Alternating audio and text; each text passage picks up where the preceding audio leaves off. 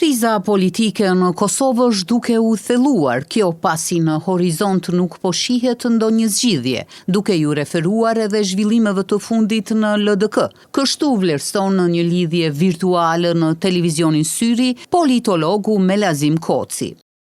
Kanë kaluar 18 muaj dhe në horizont nuk shihet zgjidhje.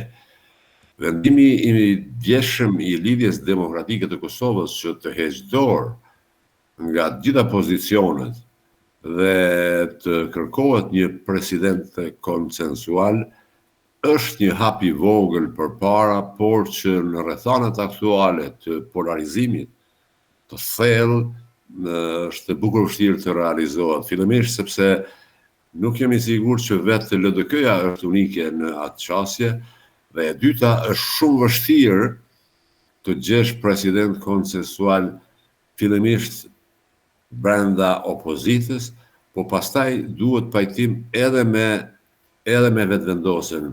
Prandaj nuk e shoh që jemi duke ecur drejt daljes nga kriza. Kriza është duke u thelluar. Profesori Koci gjithashtu pohoi se krahas krizës në aspektin politik, kemi krizë edhe në aspektin juridik, pasi Kosova ka shumë vakume juridike.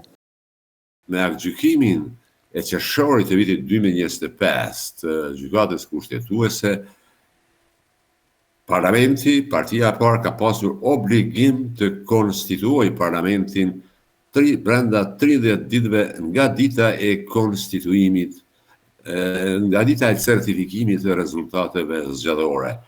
Këtë vetëvendosje nuk e ka bërë dhe mendoj se ka bërë shkelje të një detyrimi kushtetues. Ndërsa por zhvillimet e ditës së mërkurë në kuvend, profesori Koci tha se nuk ishte e qelluar hyrja mërgjimtarëve në hapësirat e kuvendit të Kosovës, sidomos në kohën kur Kosova është në krizë politike.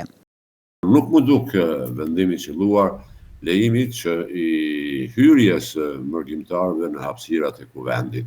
Është e pashpjegueshme të lejohet hyrje pa kontrolluar në hapësirat e kuvendit, sidomos në këto rrethana të një krize politike.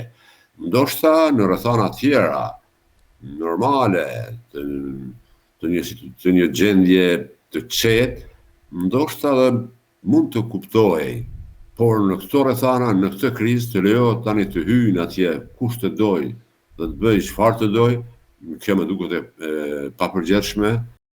Kurti duhet të konstituojë parlamentin dhe qeverinë, e pastaj të bisedohet për marrëveshje për presidentin, shtoi politologu Koci. Me që i ka numrat, duhet të konstituojë parlamentin, të formojë qeverinë dhe pastaj në disponim janë edhe 2 muaj për marrëveshje rreth presidentit. Dhe unë nuk e kuptoj pse insistohet që tani të arrihet marrëveshja për presidentin, duke shkelur normat kushtetuese.